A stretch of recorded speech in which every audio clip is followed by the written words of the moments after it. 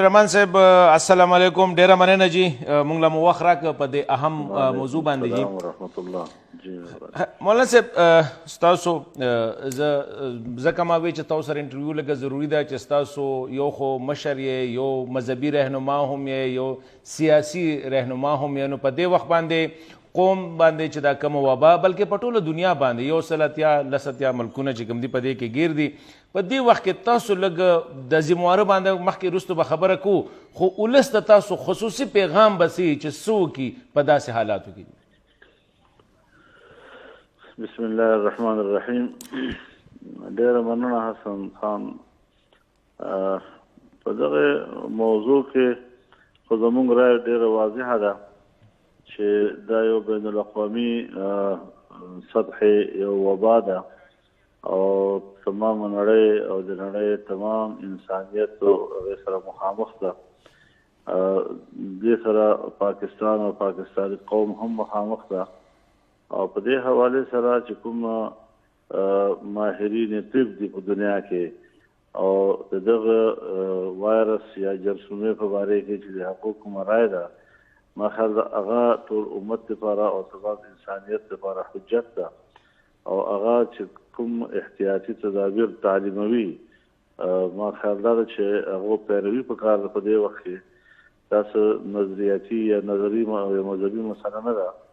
بلکې دا یو مرض ده او دا تمام هر انسان لپاره یو برابر حیثیت لري. زما خو په اوله درجه دغه رایه ده چې د دنیا چې کوم ماهرین طب دي او په دغه بیمارۍ او د بیمارۍ په اسبابو باندې خبر دي او د هغې یو بل نه بل ته منتقلېدو کومه رایه لري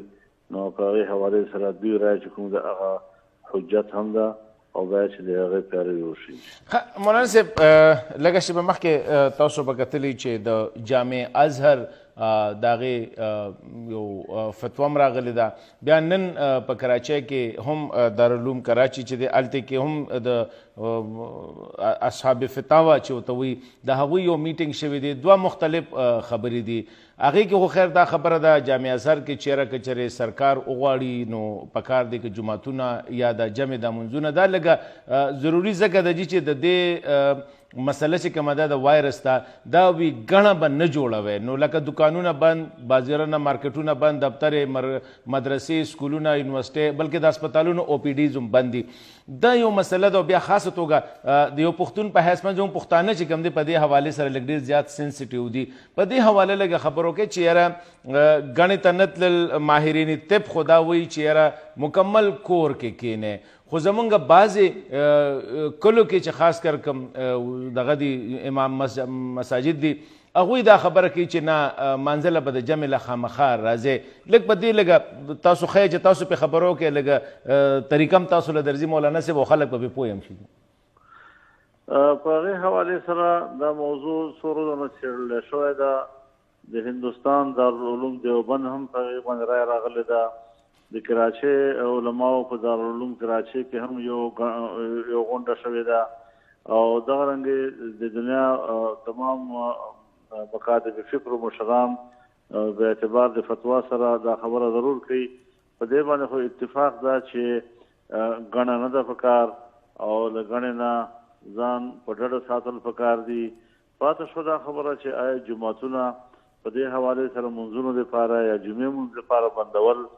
نو درمیاني رای زموږ چې کومه ده هغه دا ده چې جومات آباد ساتئ. په دغه رنګ باندې چې جومات کې کوم امام ده مؤذن ده خادم ده نو هغه درې څلور کسان چې کم از کم په جومات کې اذان روان وي 15 وخته او 15 وخته په هغې کې لمونځ کېږي نو دا جومات به آباد ګڼلی کېږي. البته دې سره شاوخوا محلې خلک هغو ته تعلیم دا ورکول پکار دي چې په دغه وخت کې هغه په کورونو کې لمونځ وکړي. ړی غواړي چې زه جومات کې لمونځ وکړم او دا جومات ته د تلو اراده هم لري لیکن نور خلک او عامه معاشره له دغه مرض نه بچ کولو دپاره او د خپل ځان حفاظت دپاره دی که جومات ته نه تلل غواړي او په کور کې کوي هغه ته به دغه ارادې او دغه نیت ثواب میلاویږي. نو علماو دغه رایه ده چې خلک په کورونو کې لمونځونه کوي او د جومات لمونځ چې کوم ده هغه دومره مختصر کوي چې کم از کم جماعت آباد ورل کېږي په مانځه او په اذان باندې، لیکن په هغې کې د محلې خلکو ګڼ ګډون هغې نه ډېر احتراز پکار ده. مولانا صاحب تاسو غونته مشرانو ته هم یو ډېر لوی چیلنج وي. دا پوښتنه زه کوم تاسو خپل څه احتیاطي تدابیر دې وخت کې خپل کړي دي؟ مونږ خو چې خپل کورونو احاطې ته راټول یو، زیاتره وخت په خپل کور کې تېروو، بهر خلکو ته نه وروځو. میلمانه چې کوم دي هغه ته هم دغه ویل شوي دي چې تاسو زیاتره د ملاقات خواهش مه کوئ، ولې چې ټول ملک کې دغه یو هدایات دي د ماهرین طب ډاکټران خو دې متفق دي، او بیا حکومت او انتظامیه هغه هم دغه غواړي چې غونډه ونه شي. او په دې حوالې سره زموږ هم دغه رایه ده، نو موږ هم خپلو خلکو ته او خپل زیر اثر خلکو ته دغه سبق زده کوو چې تاسو په دې وخت کې دغه وبا په حوالې باندې د هغې روکتام دپاره چې کوم احتیاطي تدابیر موږ ته تعلیم کوي خلک، په هغې باید چې موږ عمل وکړو، هغې پیروي وکړو. مولانا صاحب یو دا خو ده لکه تاسو د طرف په عوامو باندې چې د هغوی څه ذمهواری دي، او تاسو خپل عمومي چېرې لکه ما دا احتیاطي تدابیر دي چېرې د کور د احاطې پورې، او بیا تاسو به کې یاره محله کې یو سړی غوره ګڼي چې جومات ته لاړ شم، خو که دی د دې وجې نه چېرې دا بیماري دته ونه لګي یا دته بل چاته ونه لګي، نو دا هم ښه خبره ده چې دی کور مونځو کي. دا اوس دی چې حکومت مونږ ګورو چې دا یو داسې بیماري راغلی، وبا راغلی چې دا د یو پارټۍ د یو مذهبي طبقې د یو ګروپ د مالدار د غریب نه ټول په یوه کشته کې سواره دي. خو دې وخت کې مونږ ګورو چې نیشنل لیډرشپ چې کوم دی، مونږ جو تقامی سیاسي کم رهبر دي زمونږ تقسیم ښکاري. حکومت یوه خبره او د اپوزیشن تاسو نن مو کتل چې کوم کانفرنس و په هغې کې اپوزیشن بایکاټ مو کو، او بیا دغه شانتې چې کوم دی د مرکز او د صوبو هم اختلافات دي. دا ډېره لویه مسله ده، نو عوام کې خو به خود به اختلافات دي. دا اختلاف په نظر نه دي کتل پکار. مونږ خو په اول ورځ باندې دا اعلان کړی ده، او خپل د جمعیت علما چې کوم انصار الاسلام رضاکاران دي هغو ټولو ته مو هدایات ورکړي دي چې د خپل ضلع انتظامیې سره رابطه وکړئ او هغو ته خپل خدمات وړاندې کړئ. بیا د هغوی په خپل نظم کې چې څنګه تاسو نه خدمت اخیستل غواړي، تاسو په هغې حوالې سره د خلکو خدمت وکړئ. بل په چوکونو باندې خلکو ته آگاهي ورکول، په هغو کې بیداري پیدا کول، اویرنس پیدا کول، هغې مهم هم شروع کړئ. خو دې حوالې سره انتظامیې سره په رابطې کې اوسېږئ چې موږ داسې یو ګام وانه خلو چې هغه د مفاد عامه خلاف وي او انتظامیه او ډاکټران د هغې اجازت نه کوي. نو هغې په رابطو کې موږ خدماتو ته خپلو نوجوانانو ته ویل دي چې تاسو خدمت ته میدان ته راوځئ. دا کې پاته شوه د حکومت خبره. ګوره جي دې کې دوه خبرې دي، حزب اختلاف یا زموږ چې کومې ګیلې دي یا شکوې دي هغه دا دي چې تر اوسه پورې لا حکومت په دغه موضوع باندې سنجیده اقدامات نه کوي، او خاص طور باندې لکه چین کې دا وبا راغله او هغو خپل خلک کنټرول کړل او پاکستانیان هم پاکستان ته نه راپرېښول. دغه وجې نه زموږ د چین غوندې ګاونډي ملک نه هېڅ قسم وایرس پاکستان ته رادننه نه شو. لیکن ایران کې په زرګونو خلک زائرین هلته موجود وو او هلته وبا هم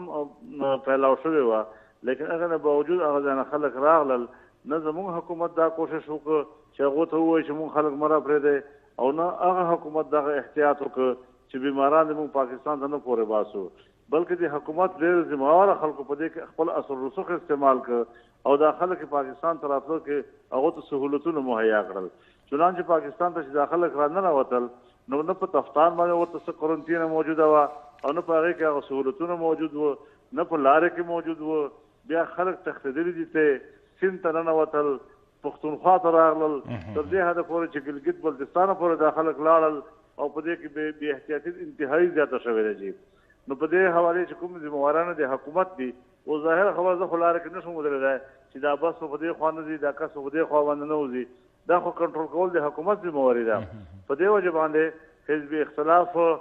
خپله مشوره وکړله او په هغې کې پیغام یو ورکړ. نو اوس په دې حوالې سره موږ د طرف نه خو حکومت سره په دغه موضوع باندې لکه موږ سیاسي اختلافاتو په زمرې کې نه راولو دا خبره، بلکې یو انساني مسله ورته وایو. خو په دې بیا هم به هر حال دا خبره په خپل ځای باندې ده چې حکومت کوتاهیانې هغه د حزب اختلاف او زموږ ټولو په نظر کې دي او هغه موږ په ګوته کول غوښته هغه میسج موږ حکومت ته ورکول غوښته چې دوی لږ احساس وکړي په دې خبرې باندې چې